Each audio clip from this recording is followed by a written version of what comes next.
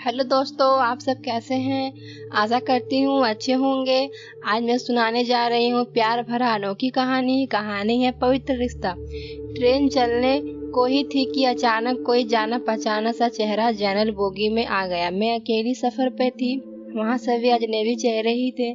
Sleeper का ticket नहीं मिला तो जनरल डिब्बे में ही बैठना पड़ा। मगर यहाँ ऐसे हालात में उस शख्स से मिलना जिंदगी के लिए एक संजीवनी के समान था। जिंदगी भी कमबख्त कभी कभी अजीब से मोड़ पे ले आती है, ऐसे हालातों से सामना करवा देती है जिसकी कल्पना तो क्या कभी ख्याल भी नहीं कर सकते। वो आया और मेरे पास ही खाली जगह पर बैठ गया। ना मेरी तरफ देखा, ना पहचानने की कोशिश की। कुछ इंच की दूरी बनाकर चुपचाप पास आकर बैठ गया। वहाँ सावर की रिमझिम लगी थी, इस कारण वह कुछ भीग गया था।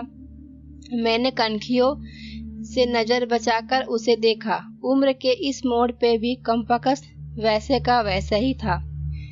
हाँ, कुछ भारी हो गया था मगर इतना ज्यादा भी नहीं। फिर उसने जेब से चश्मा निकाला और मोबाइल में लग गया। चश्मा देखकर मुझे कुछ आश्चर्य हुआ। उम्र का यही एक निशान उस पर नजर आया था कि आंखों पर चश्मा चढ़ गया था। चेहरे पे और सर पे मैंने सफेद बाल खोजने की कोशिश की मगर मुझे नहीं दिखे।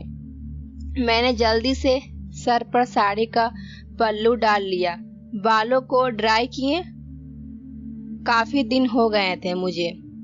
ज्यादा तो नहीं थे सफेद बाल मेरे सर पे, मगर इतने जरूर थे कि गौर से देखो तो नजर आ जाएंगे। मैंने उठकर बाथरूम गई, हैंडबैग से फेस वॉश निकाला, चेहरे को ढंग से धोया, फिर शीशे में चेहरे को गौर से देखा। पसंद तो नहीं आया मगर अजीब सा मुंह बनाकर मैंने शीशा वापस बैग में डाला और वापस अपनी जगह पर आ गई। मगर वह साहब तो खिड़की की तरफ से मेरा बैग सरकाकर खुद खिड़की के पास बैठ गए थे। मुझे पूरी तरह देखा भी नहीं, बस बिना देखे ही कहा सॉरी। भाग कर चढ़ा तो पसीना आ गया था। थोड़ा सूख जाए फिर मैं अपनी जगह में बैठ जाऊंगा। फिर वो अपने मोबाइल में लग गया। मेरी इच्छा जानने की कोशिश भी नहीं की। उसकी यही बात हमेशा मुझे बुरी लगती थी। फिर भी ना जाने उसमें ऐसा क्या था कि आज तक मैंने उसे नहीं भुलाया। एक वो था कि 10 सालों में भी भूल गया। मैंने सोचा शायद अभी तक गौर नहीं किया, पहचान लेगा। थोड़ी मोटी हो गई हूँ, शायद इसीलिए नहीं पहचाना। मैं उदास हो गई। जिस शख्स को जीवन में कभी भुला नहीं सकी, उसको मेरे चेहरे की याद नहीं। माना कि ये औरतों और लड़कियों को तोड़ने की इसकी आदत नहीं, मगर पहचानने भी नहीं।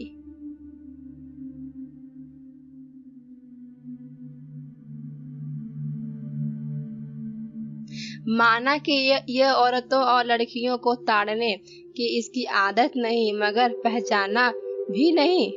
शादीशुदा है, मैं भी शादीशुदा हूँ। जानती थी इसके साथ रहना मुश्किल है, मगर इसका मतलब यह तो नहीं कि अपने ख्यालों को, अपने सपनों को जीना छोड़ दूं।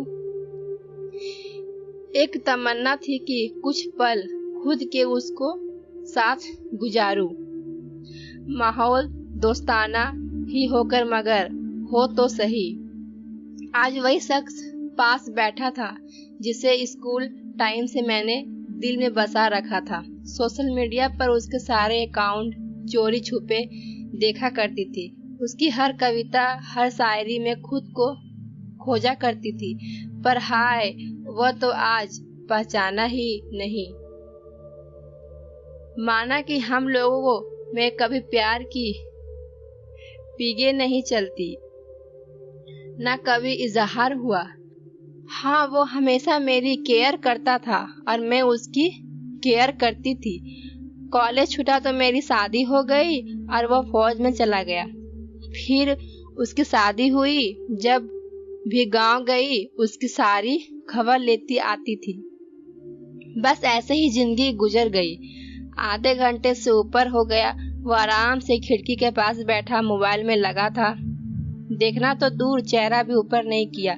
मैंने कभी मोबाइल में देखती, कभी उसकी तरफ। सोशल मीडिया पर उसके अकाउंट खोलकर देखे, तस्वीर मिलाई, वही था, पक्का वही, कोई शक नहीं था। वैसे भी हम महिला पहचानने में कभी भी धोखा नहीं खा सकती। 20 साल भी सिर्फ आंखों से पहचान ले। फिर और कुछ वक्त गुजारा। माहौल वैसा का वैसा ही था। मैं बस पहलू बदलती रही। फिर अचानक टीटी आ गया।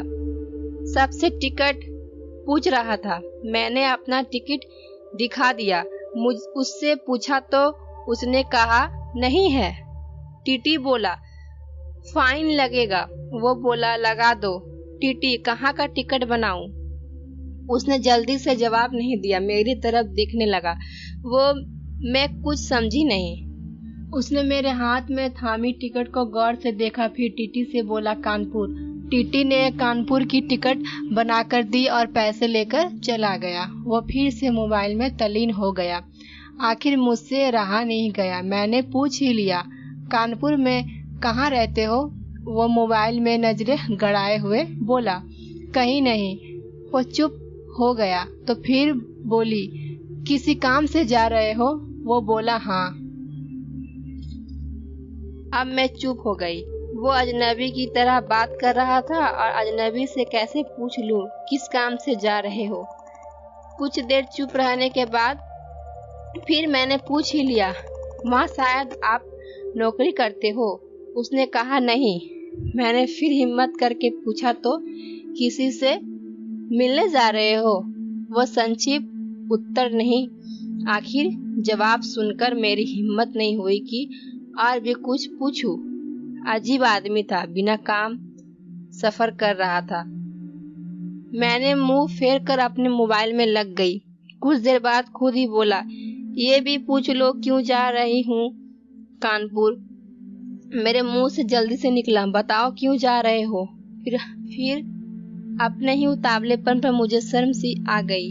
उसने थोड़ा सा मुस्कुराते हुए कहा, एक पुरानी दोस्त मिल गई जो आज अकेले सफर पर जा रही थी। फौजी आदमी हूँ, सुरक्षा करना मेरा कर्तव्य है। अकेले कैसे जाने देता, इसीलिए उसे कानपुर तक छोड़ने जा रहा हूँ।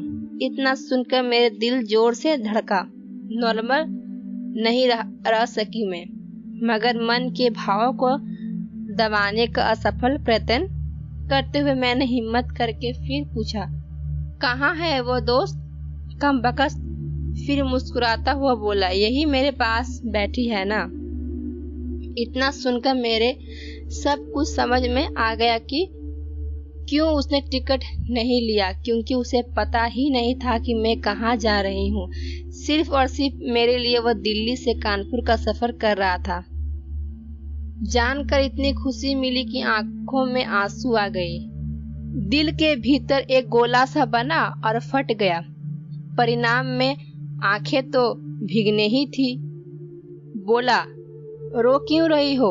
मैं बस इतना ही कह पाई, तुम मर्द हो ना, नहीं समझ सकते। वो बोला, क्योंकि थोड़ा बहुत लिख लेता हूँ, इसीलिए एक कवि और लेखक भी हूँ, सब समझ सकता हूँ।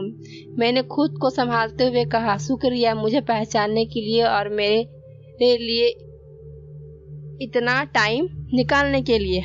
वो बोला, प्लेटफॉर्म पर अकेली घूम रही थी, कोई साथ नहीं देखा तो आना पड़ा। कल ही रक्षाबंधन था, इसलिए बहुत भीड़ है। तुमको यूं अकेले सफर नहीं करना चाहिए। क्या करती? उनको छुट्टी नहीं मिल रही थी और भाई यहीं दिल्ली में आकर बस गया। राखी बांधने तो आना ही था, मैंने मजबूरी बताई। ऐसे भाइयों को राखी बांधने आई हो जिनको ये भी फिक्र नहीं कि बहन इतना लंबा सफर अकेले कैसे करेगी। भाई शादी के बाद भाई रहे ही नहीं, भाभीियों के हो गए, मम्मी पापा रहे ही नहीं।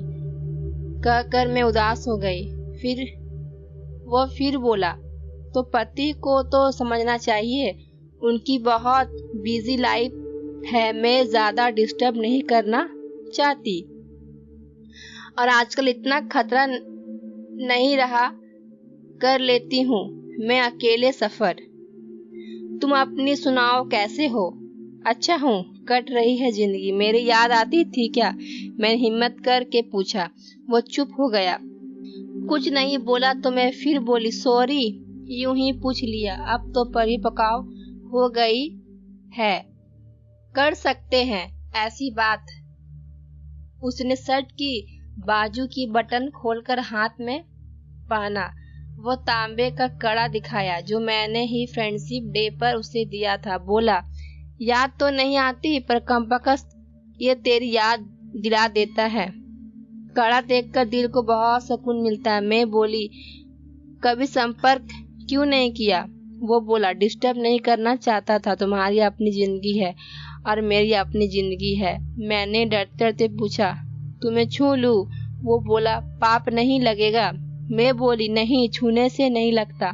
और फिर मैं कानपुर तक उसका हाथ पकड़कर बैठी रही। बहुत सी बातें हुई। जिंदगी का एक ऐसा यादगार दिन था जिसे आखिरी सांस तक नहीं भुला पाऊंगी। वह मुझे सुरक्षित घर छोड़कर गया, रुका नहीं, बाहर से ही चला गया। जम्मू थी उसकी ड्यूटी, चला गया। उसके बाद उसे भी कभी बात नहीं हुई, क्योंकि हम दोनों ने एक दूसरे के फोन नंबर नहीं लिए। हालांकि हमारे बीच कभी भी नापाक कुछ भी नहीं हुआ। एक पवित्र सा रिश्ता था, मगर रिश्तों की गरिमा बनाए रखना जरूरी था। फिर ठीक 1 महीने बाद मैंने अखबार में पढ़ा कि वो देश के लिए शहीद हो गया। क्या गुजरी होगी मुझ पर, वर्णन नहीं कर सकती। उसके परिवार पर क्या गुजरी होगी, पता नहीं। अगर ये आपको कहानी सुनकर अच्छा लगा होगा तो लाइक करें, शेयर करें, सब्सक्राइब करें। धन्यवाद।